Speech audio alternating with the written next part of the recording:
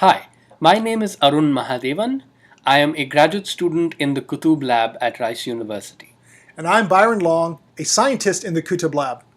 In this video tutorial, we will walk you through cytoNet, a software tool we have developed to characterize the spatial organization of cells from microscope images.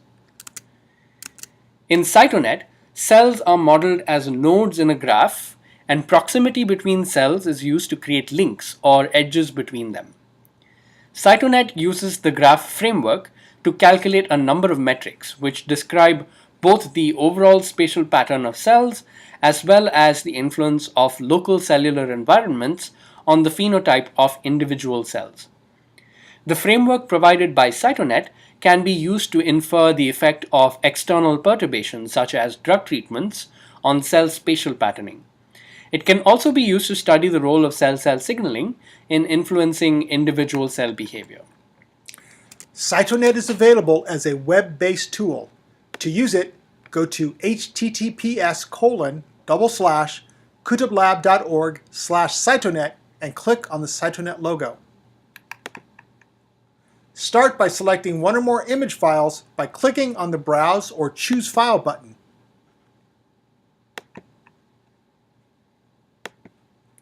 If you do not have any image files and would like to try out cytoNet anyway, select from the sample images to the right by using the checkboxes.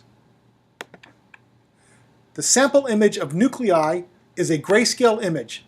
If your file contains this type of image, then cytoNet applies a standard segmentation process to create a binary mask from the image as an intermediate step to graph creation. The sample image of endothelial cells is a binary mask. If your files contain binary masks, then cytoNet directly constructs its graphs from these masks. This allows you to use other tools, such as Cell Profiler, to create binary masks and bypass cytoNet segmentation. In any case, we recommend submitting files that store images in a lossless format, such as TIFF. Next, select the method for determining edges in the graph. cytoNet has available two methods to determine exactly when to place an edge between two nodes.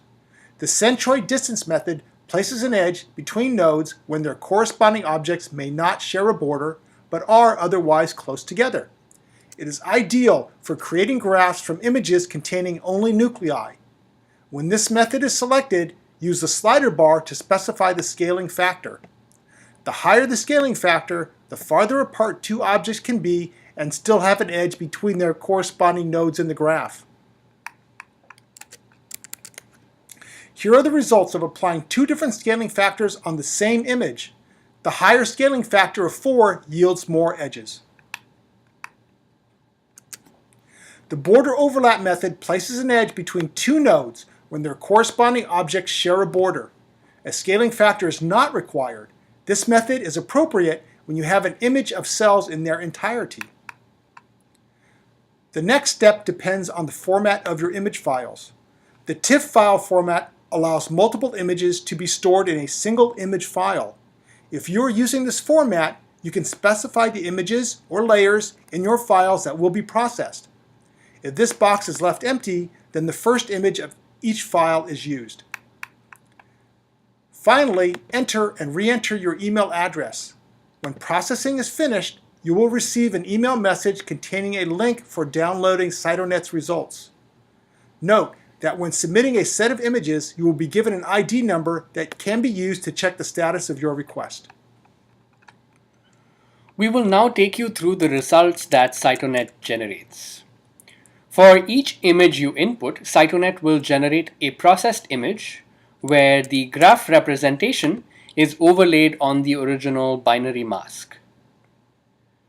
All identified cells are outlined in red, and each cell is assigned an index, also shown in red.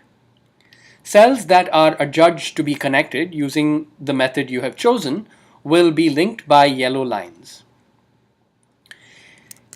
In the CSV files with the prefix local metrics, you will find network metrics calculated at the level of individual cells. Here the first column contains the cell index in the graph overlay image, so each row corresponds to that cell.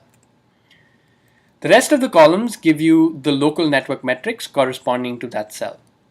To give you an idea of the nature of these metrics, I'll walk you through two of them, closeness centrality and betweenness centrality.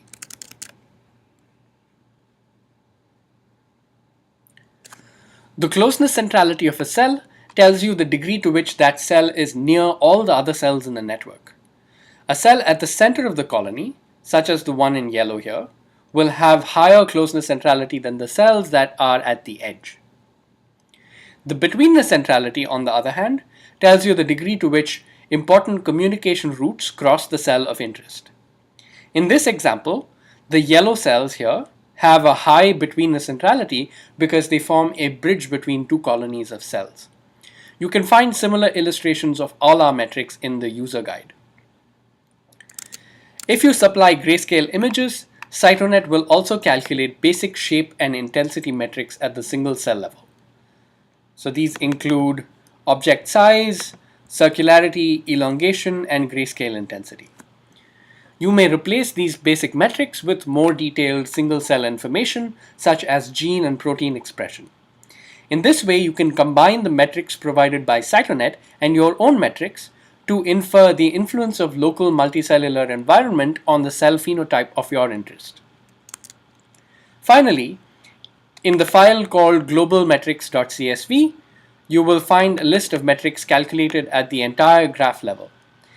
In this file, each row corresponds to one image, and the rest of the columns give you the global network metrics for that image. For instance, you will find metrics like node count, which is simply the total number of cells in the image, edge count, which is the total number of links, and so on. In this tutorial, we have touched upon a few of cytoNet's features. We encourage you to refer to our user guide and our archived manuscript for more details on the full functionality of cytoNet. We hope you find cytoNet useful to characterize cell networks at both the global and local levels, and to discover links between cellular environment and single-cell phenotypes. We welcome any suggestions or comments at cytonetproject@gmail.com. Thank you for listening.